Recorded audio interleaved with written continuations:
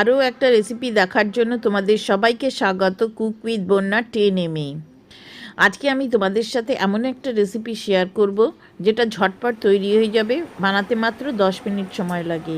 বিজয়া দশমীতে বাড়িতে লোক এলে কেউ আজকাল মিষ্টি খুব একটা খেতে পছন্দ করে না। তোমরা যদি এইটা বানিয়ে দাও তাহলে চায়ের সাথে তারা মজা করে খাবে। আর এটা বানিয়ে তোমরা এইভাবে ফ্রিজে 15 দিন মতো সংরক্ষণ করে রাখতে পারবে। যখন আসবে তখন শুধু এইরকম তেলে ভেজে সার্ভ করো। আর রেসিপিটা খুবই সহজভাবে আমি বানিয়েছি। আর রেসিপিটা যদি তোমাদের ভালো লাগে তাহলে অবশ্যই লাইক কমেন্ট শেয়ার করতে ভুলো না। আর এইরকম নিত্য নতুন রেসিপি দেখার জন্য অবশ্যই চ্যানেলটাকে সাবস্ক্রাইব করে নিও, যাতে যখনই আমি কোনো নতুন রেসিপি আপলোড করব সবার প্রথমে তুমি তা দেখতে পাও। ইউটিউবে আমার আরেকটা চ্যানেল আছে ডায়েরি অফ মাই ড্রিমস, সেখানে আমি বিভিন্ন ধরনের ভিডিও শেয়ার করে থাকি।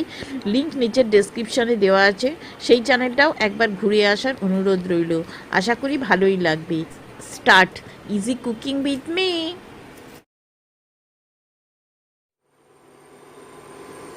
প্রথমে একটা কড়াইতে 2 চামচ সাদা তেল দিয়ে দিচ্ছি। যখন সাদা তেলটা খুব ভালো করে একটু গরম হয়ে যাবে তখন এর ভেতরে একটা বড় সাইজের পেঁয়াজ একদম ছোট ছোট করে কেটে একটু ভেজে নেব। 1 মিনিট মতো ভাজার পর দেখবে পেঁয়াজটা এরকম লাল লাল হতে শুরু করেছে। তখন এর ভেতরে 1/2 চামচ আদা বাটা আর 1/4 চা চামচ রসুন বাটা। রসুন বাটাটা সম্পূর্ণ অপশনাল, নাও দিতে পারো। আর 2টো কাঁচা লঙ্কা কুচি দিয়ে দিলাম। দিয়ে ততক্ষণ অবধি ভাজতে হবে যতক্ষণ না রসুনের কাঁচা গন্ধটা চলে যায়। 2 মিনিট ভাজার পর দেখবে এরকম লাল লাল হয়ে গেছে, তখন বুঝতে হবে ভাজা হয়ে গেছে।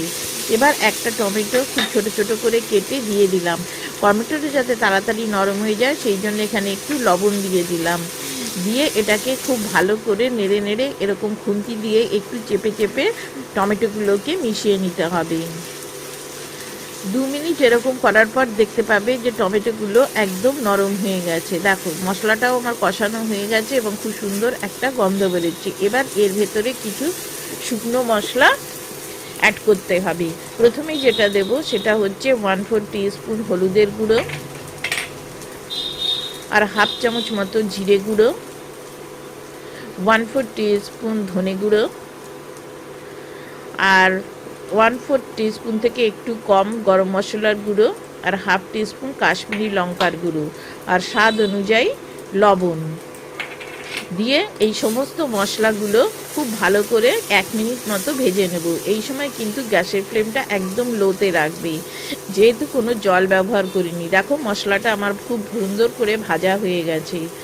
এবারে এর ভেতরে আমি আগে থেকে 3টে আলু সেদ্ধ করে এরকমভাবে গ্রেট করে রেখেছি। গ্রেট করে নেবে, কেননা হাত দিয়ে চটকালে অনেক সময় কিছু কিছু আলু একটু বড় বড় থেকে যায়, তখন রোল করতে অসুবিধা হবে। সেই জন্য অবশ্যই গ্রেট করে নেবে। আর এই আলুটাকে ততক্ষণ অবধি কষাতে হবে যতক্ষণ না এর ভেতরের আলুর ভেতরে যে ময়েশ্চার আছে বা যে জল আছে সেটা একদম শুকিয়ে যায়।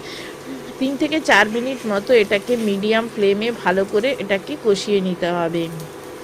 3 থেকে 4 মিনিট পর দেখো মশলা আলুটা কত সুন্দরভাবে কষানো হয়ে গেছে দেখো, এবং প্যানটাও কিন্তু ছেড়ে আসছে। এবারে এর ভেতরে আর 2টো উপকরণ দেব। ধনেপাতা কুচি, ধনেপাতাটা কুচি একটু বেশি দিলে খেতে ভালো লাগে, আর হচ্ছে 2 চামচ মতো লেবুর রস দিয়ে এবার এটাকে খুব ভালো করে মিশিয়ে নিতে হবে আলুর সাথে। মিশিয়ে নিয়ে এটাকে গ্যাসটা বন্ধ করে সম্পূর্ণ ঠান্ডা করে নেব। দেখো হয়ে গেছে।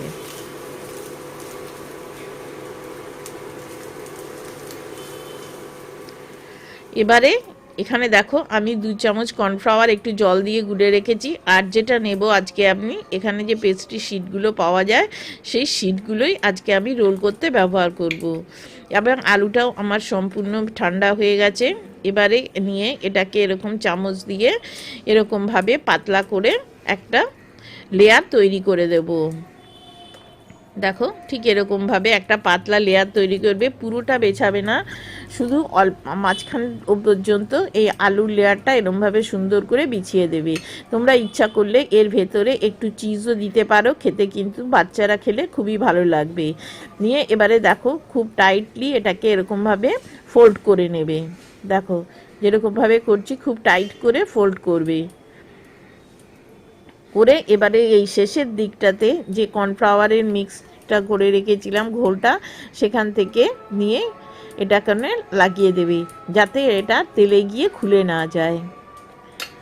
দেখো ঠিক এরকমভাবে রোল করে নিচ্ছি।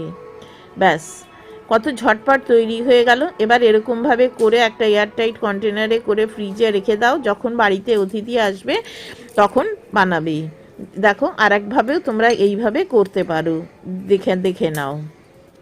ফেসবুকে আমার দুটো পেজ আছে, বাঙালি রান্নাঘর ও ফান কুকিং উইথ বোড্ডা। তার লিঙ্ক আমি নিচের ডেসক্রিপশানে দিয়ে দিয়েছি, তোমরা সেখানে ক্লিক করে একবার আমার পেজটা ঘুরে আসতে পারো। আর যারা ফেসবুক থেকে আমাকে দেখছো তারা প্লিজ আমার পেজটাকে একটু ফলো করে নিও। তোমাদের একটা লাইক কমেন্ট আমাদের অনেক বেশি অনুপ্রেরণা যোগায়। দেখো ঠিক এইভাবেই আমি বাকি যেগুলো আছে সবগুলো বানিয়ে নিচ্ছি। তোমরা এই শিট না থাকলে পাউরুটি দিয়েও কিন্তু সেম কাজটা করতে পারো, তবে পাউরুটিটা একটু ফ্রেশ হলে ফোল্ড করতে সুবিধা হবে। দেখো, আর এইটা এরকমভাবে করার পর কিন্তু বেশ মুচমুচে থাকে। সবগুলো আমি করে নিয়েছি। দেখো এরকমভাবে করে তোমরা ফ্রিজে রেখে দেবে। এবার এখানে আমি কিছুটা তেল খুব ভালো করে গরম করে নিয়েছি। নেওয়ার পর এখান থেকে একটা করে নেব, নিয়ে এরকমভাবে দেব, দিয়ে কিছুক্ষণ হতে দেবে, দিয়ে তারপরে এটাকে উল্টে নেবে। একদম ঝামেলা ছাড়াই কিন্তু এইটা তৈরি হয়ে যায়। আর বাচ্চারা যদি বায়না করে বিকেলে, তাদেরকেও কিন্তু এইরকমভাবে এরকম একটা হেলদি রেসিপি দিতে পারো। আর আমি এটাকে তেলে ভাজি, তোমরা ইচ্ছা করলে এটাকে বেক করেও নিতে পারো। দেখো ঠিক এরকম লাল লাল করে মুচমুচে করে ভেজে নেবে। এটা কিন্তু প্রচণ্ড মুচমুচে খেতে হয়। দেখো